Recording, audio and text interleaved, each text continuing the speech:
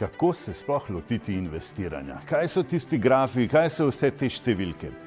Poglejmo v ozadje. Obstajata dva tabora, ko se lotite investiranja. En tabor je fundamentalna analiza in drug tabor je tehnična analiza.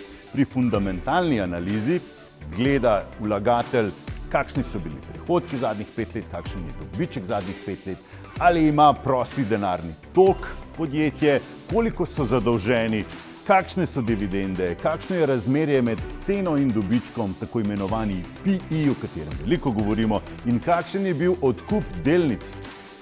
Nekateri pa gledajo samo grafe, to pa je tehnična analiza. Pri tehnični analizi, ko so grafi, se gleda premik cene, torej zanimajo nas tudi, kakšen je volumen, kakšni so indikatorji, kot recimo RSI, MACD, kakšna so drseča povprečja za 50, 100, 200 dni. Nekateri pa potem kombinirajo tako fundamentalno kot tehnično analizo.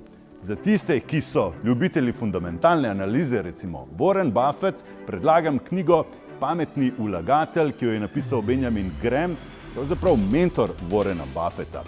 Pri drugih, ki jih zanima tako tehnična analiza, tudi modernejši pristop v kombinaciji fundamentalne in tehnične analize, pa predlagam knjigo Williama O'Neilla Kako trgovati na borzi.